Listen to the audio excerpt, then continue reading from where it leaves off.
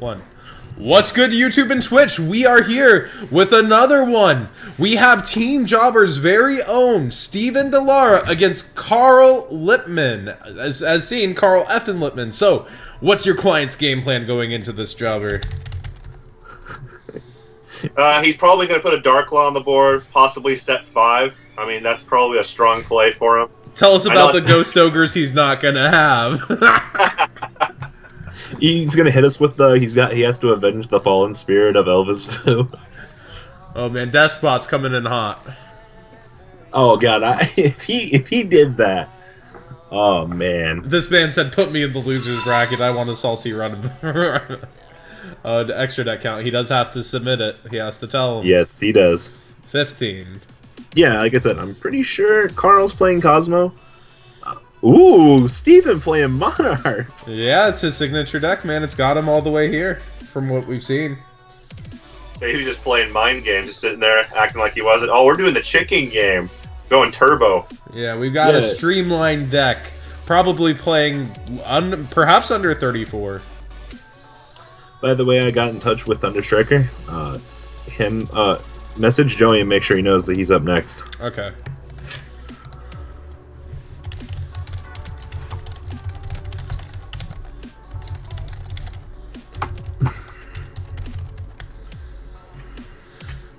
Dominion of the true Monarchs. It's kind of funny watching all the Monarchs be bitch made though to like the Super Monarch. Yeah, and they call them the true Monarchs, but these are the Monarchs we knew all along. So to us, the true Monarchs are like Caius and Ryza and Testalos. No, Caius is the best Monarch. Gramark's like the special one. And of course, yo, Jobber, you remember the old story about how Zaborg lost his 6th star to Shape Snatch in a disco off? Yeah. What? Yo, that's the oldest story on Pojo. I remember that story. Yo, there's an entire like documented proof of it and everything. Like the only reason why Shape Snatch is 5 stars is because he won Zaborg's 6th star in a dance or disco off. This is completely true. It was actually an amazing story. That's one of the oldest stories of the internet, though. Only real old duelists who lived in duelist grounds in Pojo will remember. I know, right? Getting himself another Stormforth, and he obviously has the Ether, meaning he will disrupt any play his opponent can possibly make, and get another return play as well. And with him doing that, I'm thinking he's putting him on that he is indeed playing Cosmos. That's a really strong play against him. Well, he can also Prime Monarch right now, so he has access again next turn because his Stormforth will turn it live again, but he chooses not to. Yo, he's in such a strong position turn 1 here. Shuffle, shuffle. You can't tell which one I drew for 6. That actually bugs me sometimes on DN. I'm like, okay, it doesn't matter what your 6th card was, you know? I mean, you never know. Let people have their one thing, you know? I know.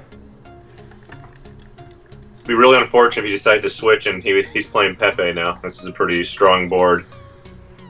Well, I did a card of the week, and my favorite anti-Monarch card is Spell Shattering Arrow, because it's instead of the Twin Twister or MST, it would also take care of the return here and do another 1,000 to him. And because a lot of the decks are going to chicken game, that 1,000 actually ends up mattering a lot because it'll put them in range for game. Well, I mean, Steven can still be teching the one trap that actually is a skill drain. So, I mean, he might not have even set the Stormforth. Well, it's showing Stormforth. I would be very surprised if he did not set Stormforth with access to the Prime Monarch and Aether. There's almost no way you don't set a Stormforth. I mean, if you're Carl in this situation, what do you want to do? Let's be real. Like, whatever ship you're going to attempt to bring out is going to get immediately interrupted. If you attempt to climb the ladder into Dark Destroyer, you're just -1ing yourself off of Stormforth. 150 people with us. That's actually tying our stream record right now. If we go over, it's a new record. I definitely think we're going to get there. Waiting on... Oh, it is playing Cosmos, okay. Or is it Synchron Fusionist? It could be Extra Deck Monarchs. Quite a few people were talking about attempting that. Steven being one of them. Yeah, there was what, 1 or 2 of them, or both of them at the UDS that top were doing that. I don't think there was a no extra variant that topped that. Well, I mean, Dominion's only really good the more degenerate the format is, you know? Damn, Tin Can back at it again. Damn, Daniel. Oh. That meme, man. me and my internet memes. So, we're in battle phase here. Yeah, I don't quite understand why he decided to go into this in the battle. Because Ether can only be done during the main phase, correct? Right, but he's going to have to go to main phase 2 here anyway. No, but you forget he can still climb the ladder in battle phase into Dark Right. Destroyer, pop it, and be safe. That's true, yeah. I just wasn't sure. Figuring him going into Tin Can, I don't know, maybe he has the field card and he wants to pay less life points. He just wanted to say, damn, Tin Can. I mean, Carl still hasn't attempted normal summon, so he can still very well break whatever Steven's going to attempt to do with that. And 156 duelists, breaking our record. Thank you guys so much for tuning in. This is pretty epic here. You say epic, but there's a Dominion on the board. I mean, this is right up our playstyle, though, Jobber. I mean, you've always loved stun. Like I do. I like these I like these control decks. You know, it's just one of those kind of decks. You know, it's like if you make one kind of misplay, you know, it'll just cost you the game. And you know, you've played those kind of decks for a long time. Oh, he is. He's going into it right now. I mean, you could just He's go into. kind of paid. I don't know if he has a destroyer. He could go into Forerunner. I mean, That's what I'm thinking. I'm thinking it might be a Forerunner, which would be pretty good. Well, his Forerunner would be getting tributed by the Storm. He would just go Stormforth, and he can prime Monarchs in battle phase, right? he can prime, but he can't tribute it though. That's Right. the He thing. can't shoot it off in the battle phase. That's why he entered the battle immediately. Yeah. Yeah. I mean, if he goes Forerunner here, oh, he's going Slip. I was gonna say though, if he had the Forerunner, he could crash down into, Team Jobber all the way. Good Witch. Let's go, Or not Steven. Good Witch. Wow, Farm Girl, Well, and start climbing. well, I don't agree with you, Saint Maddox. Saint Maddox donated 5 saying Team Jobber all the way. I think I may have a little biased commentary thanks to you and say for this match, but not if it's the finals versus the Joey Lynch and Team Zodiac. So he did opt to crash into it, like Robbie was talking about. Well, I mean, so the only thing you've accomplished is you're now under the condition of Stormforth.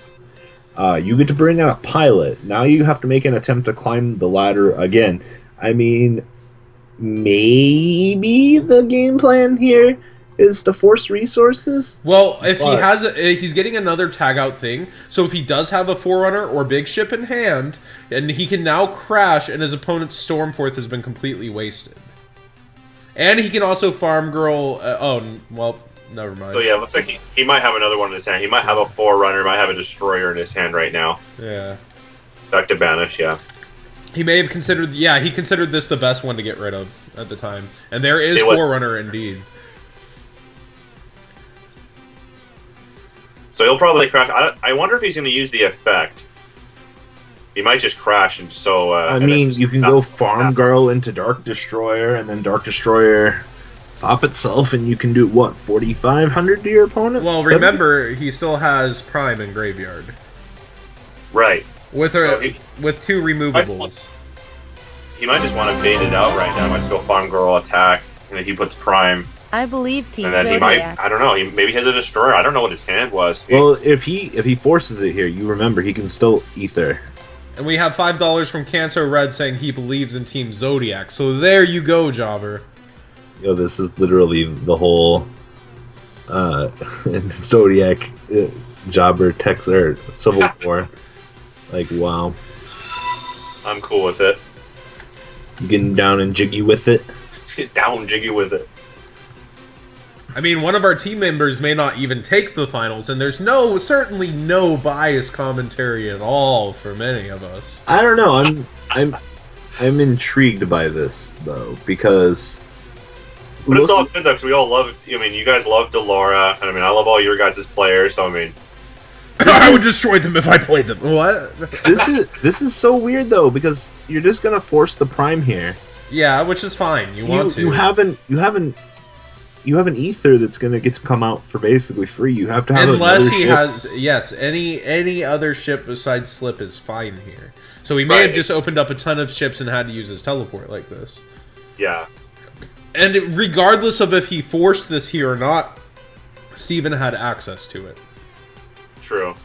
But yeah, I mean, if he's sitting with the Destroyer in his hand, I mean, he'll be looking pretty good to be able to go through and attack, and then that'll make the Stormforth dead.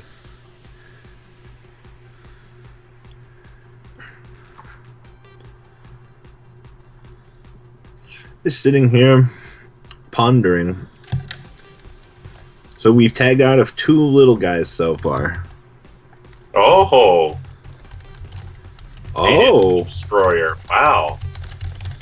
And there's going to be a 3,000. Now, is there another teleport? Which, he's already used Tin Can's tag out and Farm Girl's tag out, though. So that's decently irrelevant. It's not irrelevant until it's relevant. Definitely weighing out his options. He's at this point, man. That was crazy. I mean, Carl played it really well. He did.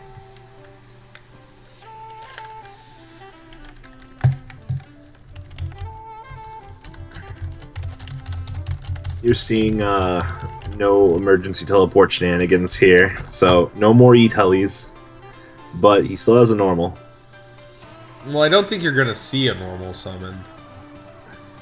Hey man, I've seen stranger things. And he's asking anything to end phase. Ooh. Oh!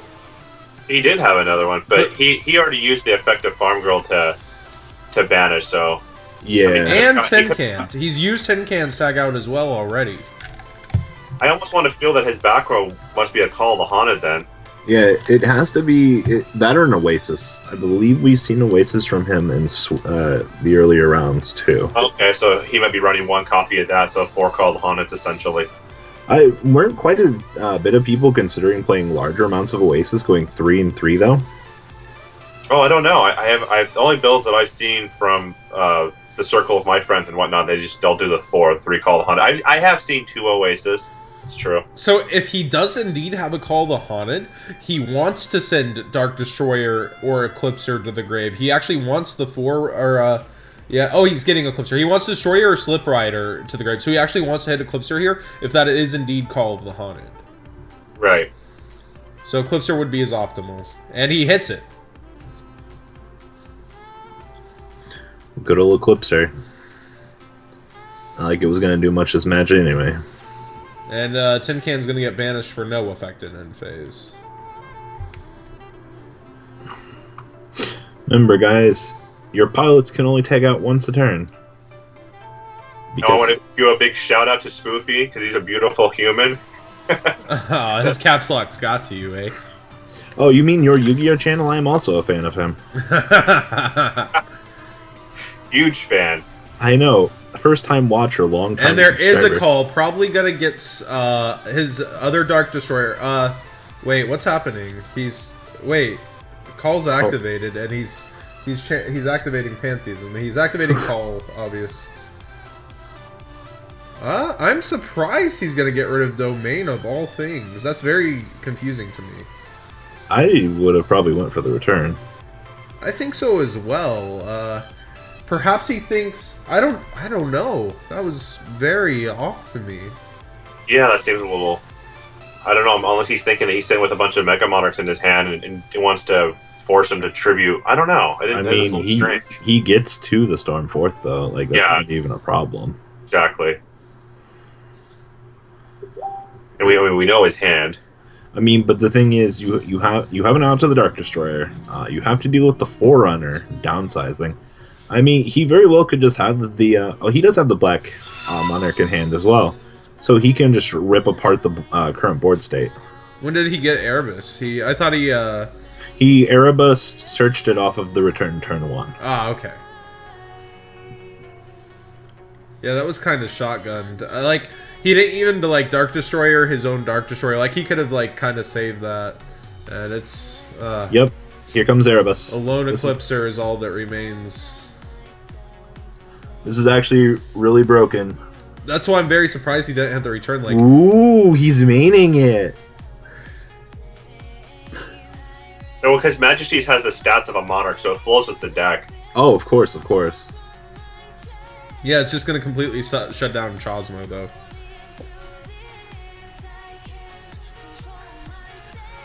And plus, we know his hands an Eclipser, so he's definitely going to have to. Yeah, man, I don't know. He's in a tough spot right now. He has to rip either, I would believe, Call of the Haunted or Kozmo Town. I mean, you have to remember at this stage, we still have a White Monarch in hand from Steven. For turn 1, correct. Yeah, so he can very well still play on his opponent's turn.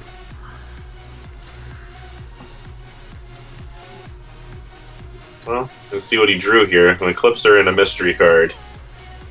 He might not even reveal it, he might just scoop. Depending if the situation's bad enough. Well, St. Maddox may get his wish, and despite the damn tin can, it's... Yeah, damn tin can. Oh, there you go. Back at it again! So, in this situation right here, being a Kozmo player, would you want to go second still? I would think so, because you want your... I don't know, you want your 6th card. Your attack-based deck. And your disruption's not going to stop them from progressing things like Pantheism, and the field spell doesn't really bother you. I don't know why he popped it. I don't know why it bothered him. I'm very confused by that, and I'd like to know. I don't want to say it's the wrong play because maybe he had something in mind, but and it didn't matter in the end at all. It ended that turn, you know. Well, not directly. I mean, but... the return search did not make a difference. So. But if he had drawn anything that could have made a difference, I believe return was the proper pop. He's not going into his extra deck. The attack over, he's fine playing the switch out game.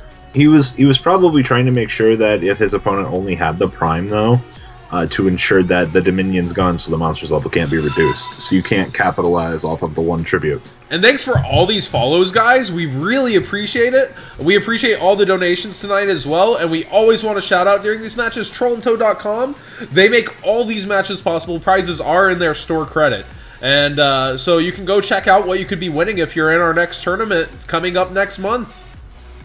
Yup, Monday at 6 p.m. we're going to start registration. It's going to be maybe Jobber himself will have to enter one of these. I have to do it. Do you have time to play in one of these, though? I don't know. We'll have to see. Jobber's got enough time to follow around OTK Central on DN. He's got time. Huge fan. Me too. I have some fun videos with him, man. He's such a funny guy. Oh, here we go. So he did choose to second. I wasn't sure if he was going to do that because I don't know if he's citing the triple master restrict and whatnot. But well, something I'm surprised more Cosmos aren't doing that I keep saying they should do is putting Stormforth in their deck to deal with Monarchs. That's true. That's a good point. I actually have had people mention that before as an idea. You get rid of the already tributed monster, so Ether's no longer a 1 tribute, causing a lot of problems with certain plays. Like, they believe they don't have to Stormforth because they think they can do it anytime, you know? And then it clears the field for other cards, like, if you're tagging out and then you have a teleport, like, you've cleared their field for the teleport, usually. Right. Yeah, so he's digging right now. He went. He's doing what his deck does, turboing. Yeah, and he decided to upstart to see what he would draw into, basically to see how he wants to duality this. Do you think Steven keeps in chicken game going into games 2 and 3? I don't know, and I don't know if he was sure he was even going to be going first, because I've seen a lot of Cosmo decks decide to go first once they lose game 1, so they can sign their Massacre Restricts and all their floodgates, because in the Tin Can builds, all their Call the Haunted and everything, they don't have a weak turn first turn now like they used to, where basically like their first turn when they didn't really have much of a play. With Tin Can now, it's opened up a lot of diversity with the deck. That's a lot of tenacity. He's definitely getting his Rhoda. Going for it. Ooh, Mega Caius. Interesting. He might have sided that in, I don't know. It's not something you want to see, especially this early. That could mean he has the trap to be able to tribute someone during his opponent's turn for disruption. So it's actually, that kind of plays very similar to Kozmo when you have the tribute trap, because you have your own kind of disruption to summon pop, summon destroy, summon special. So like it actually turns shades, as they say in the wrestling industry, shades of Kozmo within the Monarch deck. That's true. So if he has an escalation in his hand, he might just end up doing that exact thing that you're saying. We'll see if he has a domain. If he has his fuel card right now, and he does, he'll end up just tributing off his light and then getting his yeah. Oh wow. And he'll get Pantheism back. Yep. Woof. What an answer. I was just seeing. I don't know why they open. Okay. Boom. So what does this do for him here? Oh, wrong one. Oh, wait. What just happened? Yeah. He attributed the wrong one. Ah. Caius has to unfortunately rip something apart. He has to? If this card distributes someone, target one card in the field and banish it. And if it's a dark monster, banish all cards with that name from the main deck, extra deck, and graveyard of the player who controlled it. Okay, so he's asking what happened here. He basically just attributed the wrong monster, so he wants to attribute the... Yeah, he's correcting the tribute. He's removing the domain, which it's really rough, because if that would have been a Mega Thestalis right now, oh man, we would have been in a beautiful place. Didn't he search this Caius, though? No, he had the Caius. No, he revealed it. Oh, revealed it, okay. Right, That's actually kind of a shame seeing Mega Caius really fuck you, you know? I mean, you get an extra 1,000 on your opponent that you gave them. Yeah, I mean, he was digging. I could tell he was digging for something, just the way when he activated Upstart right after he drew 2, and then he upstarted. So going three deep into his deck, I knew he must have been digging for something. That was why, because he only opened with this. And what did he search off of? He got the Light Monarch. the Heavenly one. Right? We have a Light Monarch and a Stormforth in play now. Okay. Right. And for Kozmo, access to the extra deck definitely not that vital. I mean, having Volcasaurus at your disposal, you never know. But if it's one that can be tributed right away thanks to Stormforth, though, is the problem. Correct. Right. It depends how good Carl opened this time. Yeah, there's no access to the Trap Engrave, correct? No. It did not come with Pantheism. No, we do not. But he can get there. You have to remember, he has the Light Monarch in hand.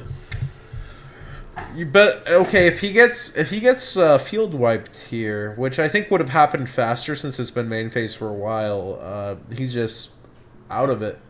Carl likes to take time with his plays, and that's something we really like from him. He takes time thinking out his plays, doesn't want to give too much information to Steven, and plus this is an online tournament. As long as we're not sitting here for like 30 minutes. Exactly. Well, and even a field wipe, his idea is going to come back thanks to Eddie. Well, that's next turn, right? Never mind. I'm being silly. Yeah. I was thinking Edios was a quick effect for some reason. that would be broken. Yeah. I mean, right now you have to play around a Light Monarch and a Stormforth, which if you didn't open up Teleport and Shenanigans, losing your main phase is not going to be fun. Right. Yeah, so depending on how he plays this, I mean, he might have... Dark Hole, E-Telly, I don't know. And then, I missed it. Did Delara put a Prime in his grave? No, we don't have a Prime in grave yet. We will when the White Monarch comes down, though. Okay. You have to remember, he had to Mega Caius, which is not something you want. It makes me wonder if he's playing Mega Caius and Thestalos. I don't know if he's maining it. I think he was probably assuming that he was going to go second. I don't know. Well, then he just totally got fucked. You know, like, your opponent outplayed you. So, I don't know. We don't know what I've seen a lot of people main deck it just for an extra tribute, so, I don't know. I don't like it. Mega Thestalos just seems better. Well, I think he's playing that. I mean, unless he just cut it recently, he was playing that. I mean, he's playing, Majesty's Fiend? We haven't seen a Karaz yet from him. We don't even know if he's playing that. Yeah, he might just be playing one Majesty's Fiend, because with Return, he can just pretty much road it for it whenever he wants. Yeah, which is extremely good. I mean, the entire deck is a toolbox, so I mean, you can get away with playing one-ups. Right. At the rate we're going, Carl might actually DC.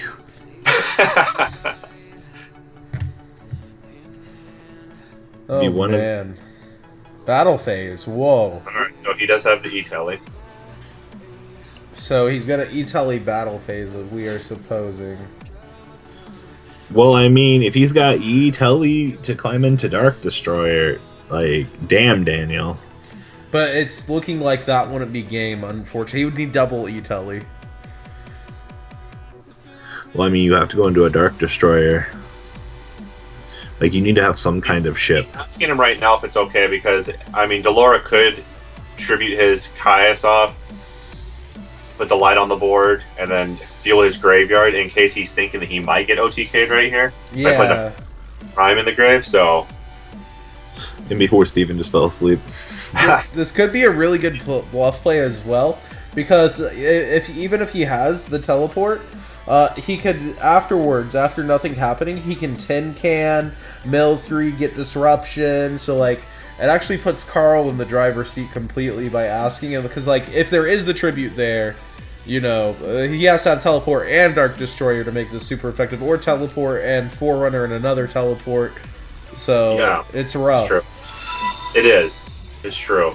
I mean, if a little worrisome here, not having a Prime in the graveyard to be able to prevent the farm girl, you know, getting through in case he does have 2 E-Tallies or, you know, some form like that. A Forerunner in his hand. I mean, there's a lot of ways for him to get through this. But if Steven gets back to his turn, though, I mean, we're gonna get to see the beautiful work of Squire, Stormforth. Right, but that's why the Kozmo deck wants to push hard right now, because they know that the more turns they go back and forth, the more they fall behind. So he's wasting his tag out from Farm Girl here. That's kind of surprising. He must want to just beat over. Yeah, that he's gonna tag. Well, it may also symbolize Kozmo Town. This is true. Dink Daddy. Maybe.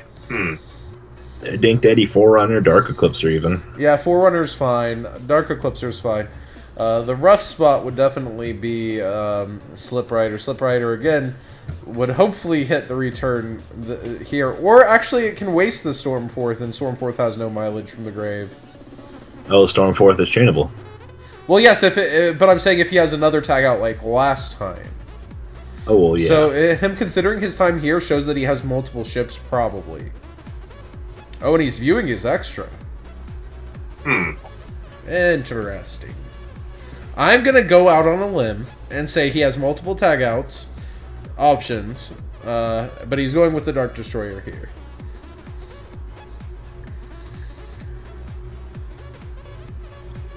Now, if he can put him low enough, it chokes him out of cards like Chicken Game, too. This is true. Because I feel that Delara would have sided out the Chicken Games, though, if he had any other cards that he wanted to side in for this matchup. True. And there was a normal summon after, but he didn't want to give him free access to... yeah, because he definitely Stormforth them if he would have summoned. So actually, that Wicked Witch is interesting here.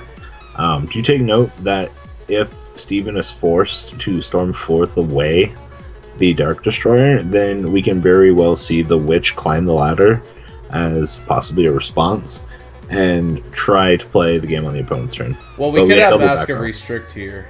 Yeah, if he has the Master Restrict, he'll be in a good position with both those monsters being there on the field. Oh, anti-spell. Okay. So that Pantheism no longer in play. Yeah, Anti-Spell Fragrance is one of those cards that I was talking about that really does hurt Monarchs. I mean, people think it doesn't do much. I mean, Delara's graveyard is, you know, he can just banish then special the light. So, all right, so he's gonna chain MST and we hit the return, I guess. Yeah. He knows the other one must be a Stormforth. And then, okay.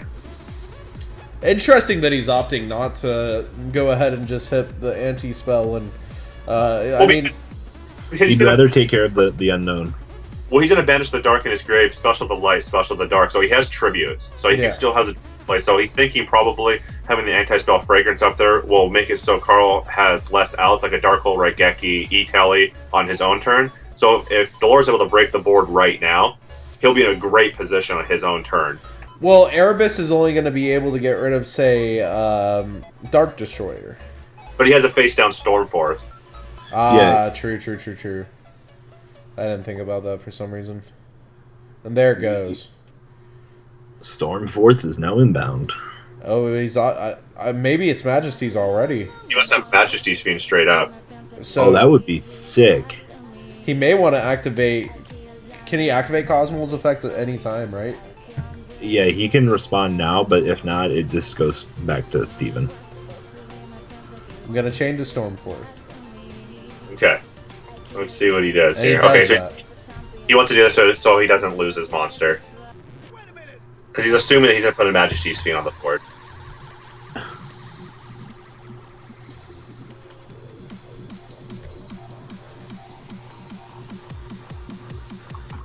I think he highlighted the Destroyer a little bit too quick. He probably should have just waited when he just activated the Stormforth and just to see.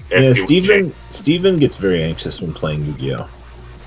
It's something we tried to point out to him earlier was you need to calm down. I understand you're used to playing on DN, but give your opponent time windows.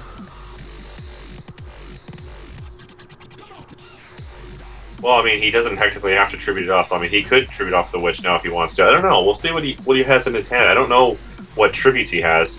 I mean, he did MST the face down. Oh. See, he's saying, what you doing, man? But he's... Yeah. But, like, Steven can change his target, so his opponent's waiting on him. And Steven's basically just saying, I'm still going to tribute the Kozmo. So, like, that's... See, like, Steven's communication there wasn't as key. Like, we understood. Okay, so he did have the Majesty's Fiend in his hand, so Carl got the same read that we had, so he's just going to take a little bit of damage. He'll have a monster on the field for a turn, but I mean, with that anti-spell fragrance face up, I mean, that's just going to lower his outs to this. Yeah, I have to believe that set is the Pantheism. And he, to note, he did all that without wasting his Dark Engrave.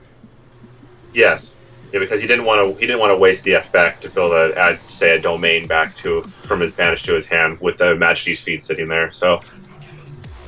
Oh yeah, Majesty's definitely gonna choke the life out of him here. Well, you're under your own anti-spell now. You have to deal with a Majesty's Fiend. It's not that good for Carl. I mean, Carl can XYZ. Oh, set field. Oh, he got a Kozmo Town. Got his field, and we already know the card in his hand. So, but that's the only thing he can get back is Farm Girl, and then shuffle whatever dead cards he has back. Right. And then he has to wait another turn to be able to activate his spells. We've seen every single time we've seen a Kozmo player activate this card, it's actually choked themselves. Every single time in this tournament. There hasn't been a single time that it's been successful for a Kozmo player in our tournament that we have featured so far. Really? When they've activated Anti-Spell Fragrance and it's actually won them the match? Yeah, none of them have done it. They all end up getting choked out themselves by it. Yeah, and you're kind of seeing that right now. He's set a turn behind now. But, I mean, that Majesty's Fiend is tough. And it's just going to be rough now with that, like I said, that anti-spell, him trying to top deck a Raigeki, or just an out, He just really can't right now. He's going to get extra chances, but he's going to have to wait for them, which is rough. I mean, the Cosmoton's going to help a bit. Oh, tributing it here. Oh, he's just going to straight rip away the Cosmoton now that he knows it's there. And get Prime, and get Pantheism. Yeah, so he has his graveyard stacked now. He feels like he's in a position now where he can win. You rip away the Cosmoton here, right? Right.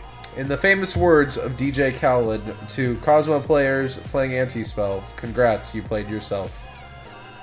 Oh, here we go. More deck fitting. This is what he wants to do. He wants to be able to have some field presence.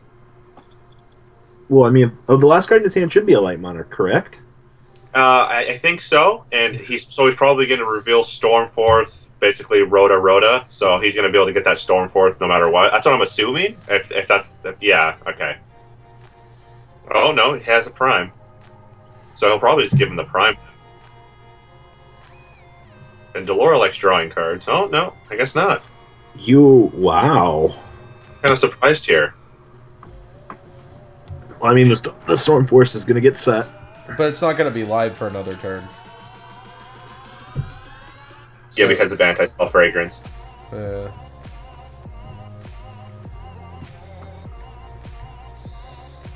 You still have a big Light Monarch that can touch down. Oh yeah, he has this additional normal, doesn't he? Boom. Shout out to the battle phase. We're still in it. Does all the plays in the battle phase. Battle phase does everything. I know, right? Same thing with draw phase. Going for, oh my gosh. This looks like a wrap to me.